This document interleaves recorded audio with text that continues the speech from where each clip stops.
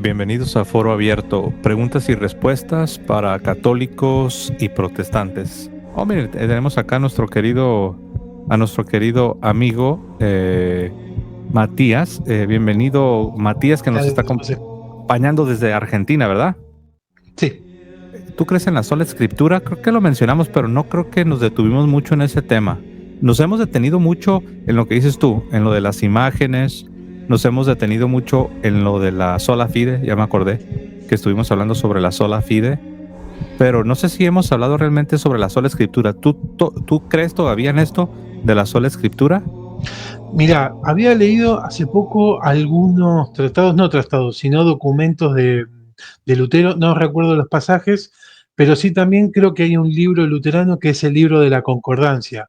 Si bien ellos creen que digamos que la sola escritura, ¿no? Como que la escritura se interpreta por sí misma, era algún concepto así parecido, y que si bien creemos que la escritura es inspirada por Dios, como que la escritura se interpreta por sí misma, pero había un libro de concordancia en la cual, si bien se podría decir que la sola escritura también tiene alguna interpretación personal, hay un libro, que es el que te menciono, que tiene algunos conceptos arraigados bíblicamente de lo que se desprenden. No lo llegué a leer en detalle el libro, pero creo que hay un libro. Ajá. Pero digamos, actualmente, eh, cuando tú... Bueno, déjate pregunto, voy a hacer para hacerlo más personal. ¿Tú ves cuando vas a la escritura, tú ves que la escritura enseña la idea de la sola escritura? A ver, si tengo que ser, no religioso, pero confesional, obviamente, por ser bautista protestante, te voy a decir que soy pro al hecho de sola escritura, solo gratia y sola fide, ¿no? Pero si te tengo que ser sincero, no es que lo apoye al 100%. Sí hay algunas connotaciones, creo que hablé con algunos pasajes extra, se podría decir, del libro de la concordancia que uno encuentra, creo que en el de Timoteo, que dice que toda escritura es inspirada por Dios, útil para redarguir, para exhortar, para amonestar. Y no sé, creo que hay algunos pasajes más, pero el que se me viene más a la mente es ese. A ver, de Que, hecho, sí, lo tengo aquí, lo voy a compartir, lo tengo aquí enfrente. Para los que quieren saber la cita que vamos a ver, Matías y yo, es la segunda carta a Timoteo, el capítulo 3, y vamos a ir por allá por el verso 15 y 16, ¿no? Permítanme acá un momento, vamos a compartir pantalla. Am, a ver, creo que quité a Matías y hace falta que hagamos esto. Ahí está. Muy bien, entonces, ¿qué tenemos? Vamos a ver. Esta es la segunda a Timoteo, capítulo 3. Segunda Timoteo, capítulo 3, y ese es el pasaje al que hacía referencia Matías, ¿no? Dice así, am, toda la escritura es inspirada por Dios y útil para enseñar, para redarguir, para corregir, para instruir en justicia, a fin de que el hombre de Dios sea perfecto, enteramente preparado para toda buena obra, ¿no? Entonces, ok, te voy a decir lo que yo veo y después tú me dices qué piensas. Yo veo que aquí San Pablo está enseñando que lo que llamamos Biblia, es decir, toda la escritura, está enseñando que es de origen divino. Toda la escritura es inspirada por Dios, es decir, es de origen divino. La naturaleza de la escritura es que es de origen divino. Y luego me dice que la escritura se utiliza para enseñar, para redarguir, para corregir, para instruir en justicia, con el propósito de que el hombre de Dios sea perfecto, o sea, que seamos santificados, enteramente preparados para toda buena obra. Entonces yo aquí veo dos cosas. Yo veo en este pasaje cuál es el origen de la Biblia. Es de origen divino, es de inspiración divina. Y veo cuál es el propósito. El propósito es para que seamos santificados. Entonces yo veo estas dos cosas. Yo veo que aquí San Pablo dice que la escritura es inspirada por Dios, es de origen divino, y me dice cuál es el propósito, que es para santificarnos, para que seamos santificados. Pero en este pasaje no veo que San Pablo maneje la idea de la sola escritura, que sabemos que la sola escritura establece que la única autoridad infalible es la Biblia. ¿O tú cómo ves? Sí, en realidad es como decís vos también de que viendo más en detalle y escuchando varios apologistas que van a la corrección de lo que es el planteo de sola escritura, que es como única autoridad infalible. Y también escuché algunos teólogos o algunos pastores protestantes, creo que había un luterano que ahí dando vueltas, que se volvió ahora del catolicismo, pero cuando en sus momentos de ser luterano protestante, él decía que digamos, el atribuirle la única autoridad infalible era como exagerado, no por decir en lo que es doctrinalmente del protestante, ¿no? Sino decir por lo menos, no que es la única autoridad, pero la máxima autoridad en el sentido de que si bien hay un orden pastoral, en algunos casos como los anglicanos y los metodistas, y creo que los calvinistas también hay una suerte de orden de obispos o de presbíteros como iglesia presbiteriana, pero no es, digamos, algo que se pueda llegar a poner como no, como única autoridad la sola escritura, ¿no? La Biblia, digamos. O sea, por decirlo de alguna manera, si bien se cree también que nosotros la Biblia la heredamos del catolicismo, ¿no? Cuando se ramificó después de la Reforma, pero si bien le sacaron 7 libros, tengo entendido aproximadamente, pero así como hay un magisterio católico para el de la fe católica, no se podría hablar de un magisterio eh, protestante, pero sí se podría llegar a hablar, no de autoridades, pero sí por lo menos en lo que sería pastoral o de también teológico, ¿no? Ajá. Sí, bueno, y es que el detalle, ahorita que decías que tú ves más bien como que la escritura es la autoridad máxima. Mm, para ser así un poco más precisos, cuando hablamos de autoridad, nos estaríamos refiriendo a aquellos que ocupan una posición para gobernar sobre una comunidad, ya sea un individuo, como lo puede ser un presidente, un gobernador, un rey, o bien una institución, como lo puede ser la iglesia en este caso. Entonces se dice que el presidente o el rey, o en este caso el magisterio de la iglesia, los maestros de la iglesia, son los que tienen la autoridad para gobernar sobre una comunidad. Entonces, la escritura, eh, para ser más precisos, es la revelación divina. Es lo que Dios ha revelado. La escritura es revelación divina junto con la tradición apostólica. Ahora, em, no podemos decir que cuál autoridad es la máxima, dando a entender que cuál está encima de cuál, porque no están en el mismo nivel. El magisterio son maestros.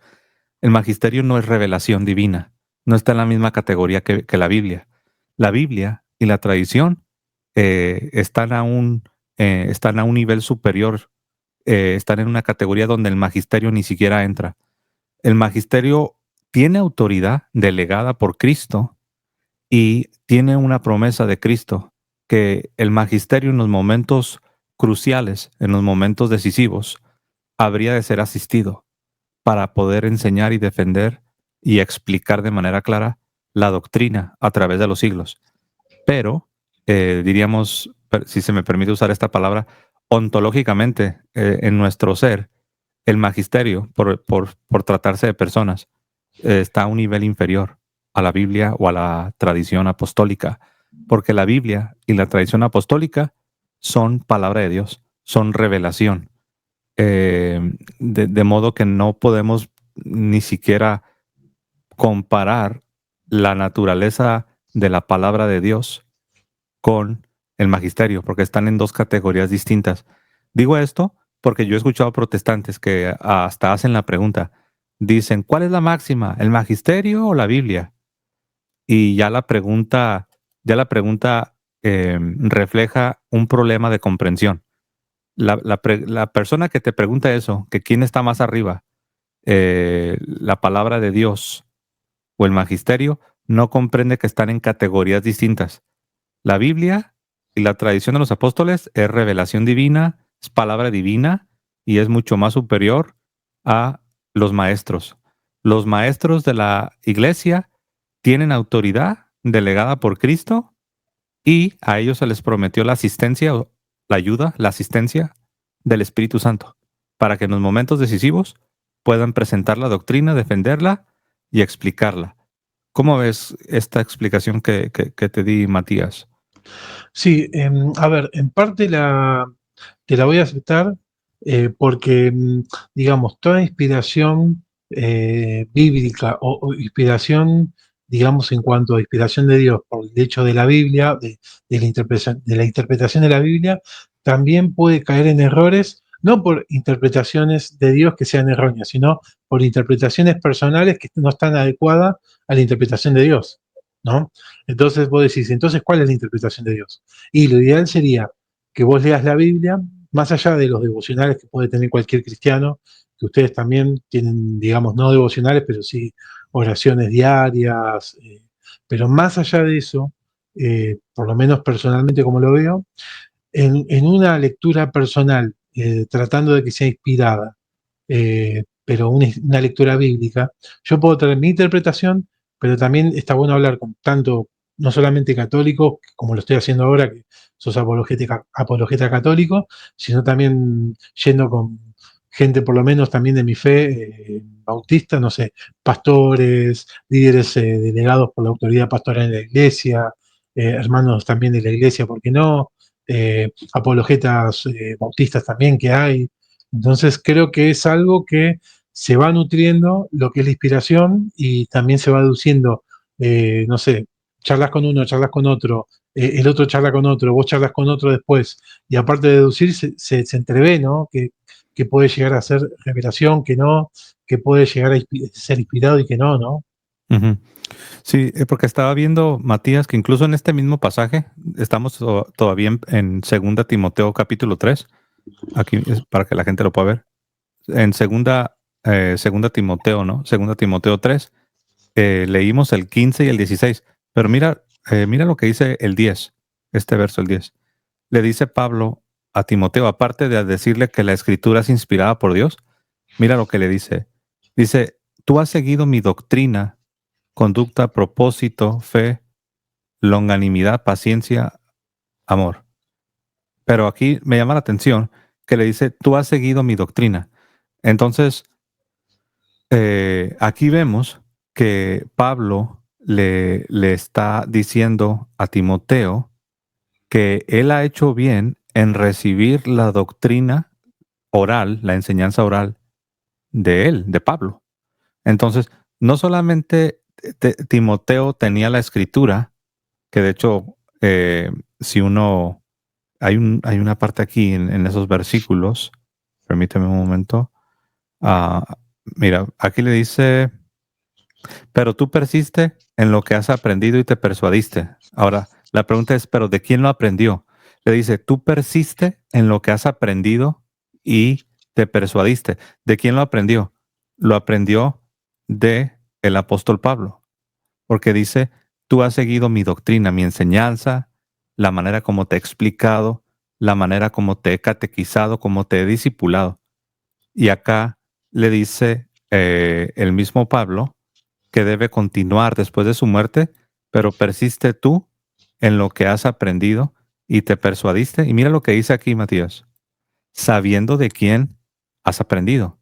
Entonces, acá el problema no es que tengamos maestros o no, sino la pregunta es, ¿quiénes son esos maestros?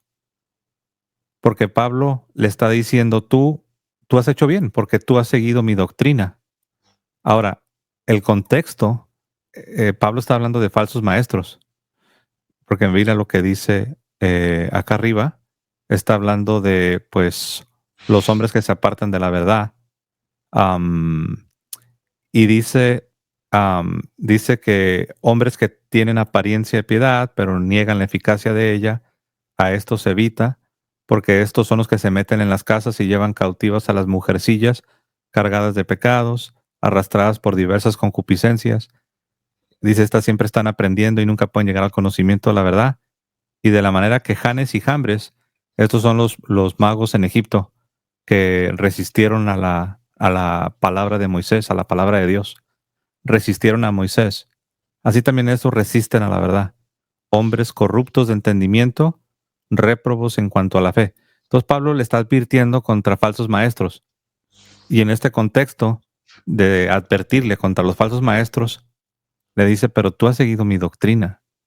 Y después de que le dice, tú has seguido mi doctrina, acá abajo le dice, pero persiste tú en lo que has aprendido y te persuadiste, sabiendo de quién has aprendido. Y ahora sí ya viene la parte de la escritura.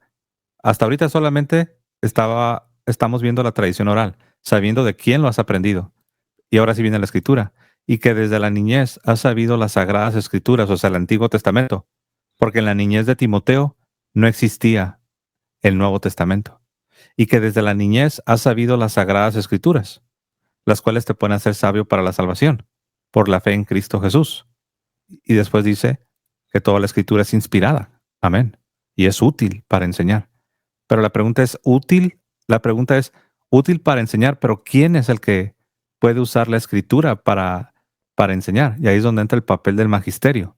Porque si alguien aquí dice, no, cualquiera puede utilizar la Biblia para enseñar las doctrinas, entonces ya estamos en un problema. Porque entonces yo bien pudiera ser retado por un pentecostal. Y el pentecostal me va a decir, José, ¿usted por qué no es pentecostal? Yo le voy a decir, porque no creo que los maestros pentecostales tengan la sucesión apostólica. No creo que ellos tengan la autoridad que viene de los apóstoles para enseñar y pasarle a la siguiente generación la doctrina que se supone que viene desde Cristo y desde los apóstoles. Entonces, no cualquier, no cualquier persona puede presentarse delante de los hombres y decir, esa es la sana doctrina y yo tengo la interpretación de la Biblia correcta. No, sino solamente aquellos que han sido enviados por Cristo, porque Cristo prometió que iba a estar con ellos. Hace poco escuché una persona que dijo que Cristo nunca le prometió a los apóstoles que él iba a estar con ellos para guardar la doctrina. Dijo que no. Dijo, no, no, no, dice, nada más los iba a acompañar en el sentido espiritual de que está con ellos en su corazón. Pero Cristo nunca les prometió que la doctrina iba a ser guardada por la asistencia del Espíritu Santo. Wow, eso es un grandísimo error, porque en la Gran Comisión, precisamente en ese contexto les dice, vayan y hagan discípulos, enseñen la doctrina a todas las naciones, bautícenlos y enséñenles a guardar todas las cosas que os he mandado, y he aquí yo estoy con vosotros. Entonces, si no creemos esto, entonces estamos en problemas, porque entonces nadie tiene la doctrina sana, sino que más bien tenemos versiones. Yo tengo mi versión de la sana doctrina, tú tienes tu versión de la sana doctrina, el pentecostal, el luterano, el metodista, ellos tienen sus versiones y cada quien tiene una versión de la sana doctrina, pero todos nos contradecimos y no nos sometemos al mismo magisterio, no recibimos la tradición de los apóstoles y cada quien va por un lugar diferente, a pesar de que somos sinceros y a pesar de que tratamos de obedecer lo que dicen las páginas de la Biblia, ¿no? Entonces, yo aquí veo la necesidad de un magisterio. ¿Tú qué piensas sobre la necesidad? ¿Crees que es necesario tener un magisterio que tiene la asistencia del Espíritu Santo o es suficiente solamente leer el libro de Dios? A ver, yo voy a volver un poco atrás en este sentido. Cuando yo te hablaba, por ejemplo, de que me había separado y de que en su momento también había visto, ¿no?, como una suerte de gente que era muy de fe católica, pero que era practicante y vos lo veías que no es que era recta, pero sí veías un camino en el cual vos decís, bueno, ok, se justifica que esta persona era de la fe católica, ¿no? Porque lo practicaba, pero aparte era muy agradable, ameno. Así como también hubo casos de fe católica que yo he trabajado con gente así y de repente vos ves que están en adulterio, es un desastre. Y se critican, se insultan unos a otros. Entonces, yo tampoco puedo criticar del hecho de que me separé, o sea, cosa que está erróneamente visto desde cualquier institución eclesiástica, e incluso no me desbaraté, pero bueno, tuve algunos desbarates en mi vida, cosa que traté de volver y volver, digamos, me refiero a tratar de ser lo más cristiano posible, no por, digamos, teatro, sino por realmente es lo que creo, ¿no? Y así todo también, bueno, como cualquier persona, a mí me gusta tomar una cervecita o un café y salgo con amigos, eso creo que es normal, pero tampoco soy quien para juzgar, ¿no? Pero sí, cuando traigo a conciencia esto, por lo menos personal con vos, es como que me confronto un poco.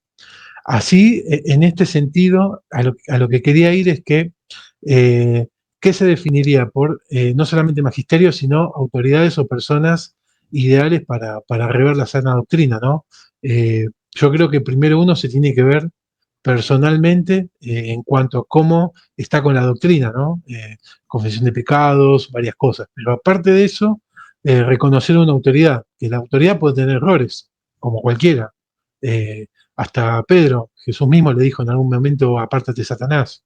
Entonces, en ese sentido, todos podemos tener errores, no digo de pecados graves, eso porque obviamente un pastor y un sacerdote sería recontra amonestado, ¿no? Pero sí, tranquilamente todos podemos tener falencias. Pero sí es verdad de que, así como nosotros vemos autoridades, por lo menos en el ámbito protestante, sí veo necesario el hecho de un magisterio, ¿no? En el caso del, por lo menos de la fe católica. Ahora, si vos me decís cuál es más correcto, yo lo hablé con mi viejo creo que él era de fe católica, después se hizo protestante bautista y ahora es luterano. Yo lo hablé con él y me gusta mucho el punto de vista de él, porque nosotros hablamos que estábamos debatiendo por el siglo XVI, ¿no? Que de repente a Lutero lo excomulgan de la iglesia, después sacan la contrarreforma, pero también en esos concilios lo que hacen, aparte de criticar el protestantismo, que no te voy a decir que no lo veo ni bien ni mal, que lo criticaban, pero después reforman el tema de las indulgencias, ¿no? Que reforman lo de la indulgencia plenaria y lo del jubileo. Entonces lo excomulgan, pero después reven eso. Entonces decís, ¿quién tiene la razón? Y mi viejo me dice, no es que tengan la razón o no tengan la razón. Hay que verlo de una manera cristiana en el contexto histórico. Punto. Muy bien. Muy bien. Lo que yo diría es lo siguiente. Una cosa es la necesidad de poner orden en la iglesia y otra cosa también es la necesidad de proteger la doctrina. Entonces yo creo que la iglesia católica siempre, hasta lo mejor que ha podido, ha tratado de hacer las dos cosas, de proteger la doctrina, por un lado, pero también de poner orden. Y entonces ha habido momentos en los que miembros de la iglesia católica no han vivido de la manera que se supone que tenían que haber estado viviendo, principalmente cuando se trata de líderes, es cuando más daño se le hace al testimonio de la iglesia. Cuando un sacerdote, cuando un monje agustino, cuando un obispo, cuando alguien no está viviendo de la manera que se espera o que se debería estar viviendo. Y eso le hace daño a la iglesia. Y la iglesia siempre ha tenido eh, renovaciones espirituales, ha tenido momentos en los que ha tenido que limpiar la casa y ha tenido que sacudir todo por todas partes y ha tratado de limpiar hasta lo mejor de su capacidad. Pero la doctrina es diferente. Por eso Lutero salió excomulgado, porque él se metió con la doctrina. Si solamente se hubiera tratado de enderezar lo que estaba torcido, es decir, si había personas abusando de las indulgencias, si había personas haciendo mercadería con las indulgencias, eso tenía que ser atendido, corregido. Los que tenían que haber sido castigados tendrían que haber sido castigados. Si había que poner más reglas para proteger, se tiene que hacer lo que se tiene que hacer. Pero en el caso de Lutero fue distinto, porque Lutero, él ya comenzó a cambiar la doctrina y comenzó a enseñar sus propias interpretaciones, sus propias doctrinas. Entonces, decir que nadie tiene la razón es hacerle un deshonor, un despropósito a la verdad. Porque si decimos que nadie tiene la razón, teológicamente hablando, en cuanto a doctrina, es como decir que entonces no sabemos cuál es la verdad. Puede que sea Lutero, puede que sea la Iglesia Católica, puede que tal vez no sea Lutero. ¿Qué tal si el que tuvo la verdad fue Zwinglio o John Knox? de Escocia o algún otro reformador. Entonces, decir que nadie tiene la doctrina que se supone que todos deberíamos recibir, nos mete en problemas a todos los cristianos y nos deja en un relativismo donde yo tengo mi verdad, tú tienes tu verdad, con que nos llevemos bien y nos respetemos, tú dale por tu lado, yo le doy por mi lado y no pensemos en esto porque esto nos divide. Y ahí está el problema del indiferentismo, cuando somos indiferentes ante la verdad, cuando preferimos ignorar ciertas cosas para tener una supuesta paz y una supuesta tranquilidad. Y ahí está el problema. Entonces, eh, el magisterio solo puede existir en la Iglesia Católica. Fuera de la Iglesia Católica no puede haber un grupo de personas que se autoproclamen maestros autorizados y sucesores de los apóstoles. Esto solo puede existir dentro de la Iglesia porque fue Cristo el que fundó la Iglesia y fue Cristo el que colocó una jerarquía y colocó maestros autorizados, que es a lo que llamamos magisterio.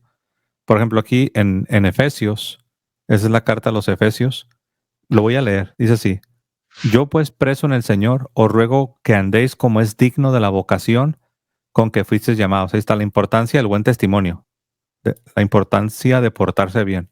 Os ruego que andéis como es digno de la vocación con que fuisteis llamados, con toda humildad y mansedumbre, soportándoos con paciencia los unos a los otros en amor, solícitos, procurando guardar la unidad del Espíritu en el vínculo de la paz. Un cuerpo y un espíritu, como fuisteis también llamados en una misma esperanza de vuestra vocación. Y mira, lo que viene acá es la clave. Un Señor, una fe, un bautismo. Entonces aquí se conectan estas tres cosas.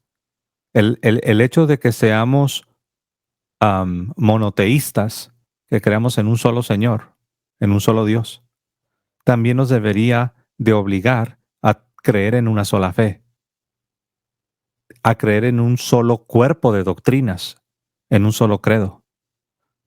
Porque muchas veces defendemos el monoteísmo y decimos que solo creemos en un solo Dios. Y se nos olvida lo que sigue, una fe, un bautismo. En el mundo protestante hay personas que rechazan el bautismo en el nombre de la Trinidad. Entonces aquí Pablo conecta el hecho de que creemos en un solo Dios con tener una sola fe. Entonces, en la Biblia no existe una iglesia donde tengas diferentes grupos creyendo cosas distintas. Eso no existe en la iglesia del Nuevo Testamento. Un Señor, una fe, un bautismo, un Dios y Padre de todos, el cual es sobre todos y por todos. Y mira, si seguimos leyendo, llegamos al famoso versículo 11, aquí, ¿no? Dice que, hablando de Cristo, que Él mismo constituyó a unos apóstoles, a otros profetas, a otros evangelistas, a otros pastores y maestros, a fin de perfeccionar a los santos. ¿Te acuerdas que el otro versículo donde dice que toda la escritura es inspirada por Dios, a fin de perfeccionar al hombre de Dios? Pues aquí dice que el propósito de este magisterio precisamente es para que usando la palabra de Dios pueda perfeccionar a los santos para la obra del ministerio.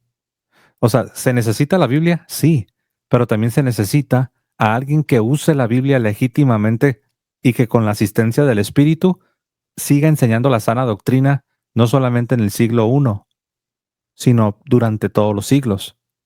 Entonces el magisterio con la palabra de Dios tiene el propósito de perfeccionar a los santos. Así como decía que la Biblia, que toda escritura es inspirada por Dios, apta para corregir, para redarguir, para instruir, para perfeccionar al hombre de Dios, para la obra del ministerio. Y mira lo que dice acá: hasta que todos lleguemos a la unidad de la fe. El magisterio se necesita para tener una unidad en la fe, una unidad en lo que creemos, una unidad en la doctrina. Dice, y del conocimiento del Hijo de Dios, a un varón perfecto, a la medida de la estatura de la plenitud de Cristo. Y mira lo que dice acá, con eso termino. Para que ya no seamos niños fluctuantes, llevados por doquiera de todo viento de doctrina, por estratagema, o sea, estrategias de hombres que para engañar emplean con astucia las artimañas del error. Entonces aquí dice que aparte de ser santificados por la palabra de Dios, por el ministerio de estos maestros, dice que también el propósito de tener a estos maestros es para que ya no seamos niños fluctuantes, llevados por todo lugar, por todo viento de doctrina. Aquí es donde vemos la importancia del magisterio para protegernos, para que ya no seamos arrastrados por todo viento de doctrina. Por eso en el 11 dice que Cristo, Él, y Él mismo constituyó a unos apóstoles, a otros profetas, a otros evangelistas, a otros pastores y maestros para perfeccionarnos, para que tengamos, también como dice acá abajo, para que todos lleguemos a la unidad de la fe, para ser santificados, no nomás para aprender la doctrina, sino también para ser santificados y ser cambiados a la imagen de Cristo. Entonces, este magisterio viene de Dios. Ahora, nosotros somos hombres pecadores. Nosotros sí nos equivocamos a menudo. Nosotros somos propensos a fallar. Ahora, si alguien me retara a mí y me dice, José, no te entiendo. Por un lado dices que Cristo puso el magisterio para darles la sana doctrina, pero por el otro lado me acabas de decir que el hombre es pecador y el hombre se confunde y el hombre se equivoca.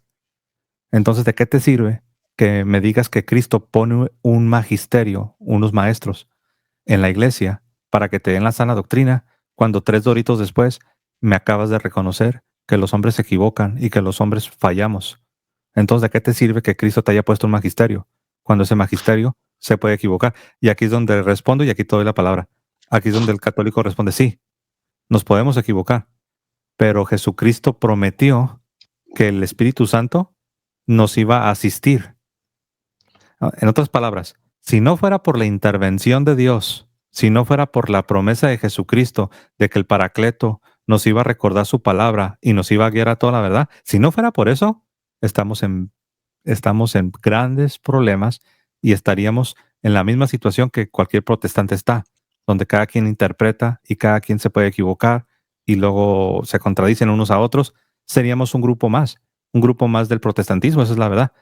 Pero Cristo sí prometió a la iglesia, al magisterio, Él constituyó a unos pastores, apóstoles, profetas, evangelistas, pastores y maestros para perfeccionar a los santos, para que lleguemos a la unidad de la fe, para que ya no seamos como niños fluctuantes por todo viento de doctrina. Adelante, Matías.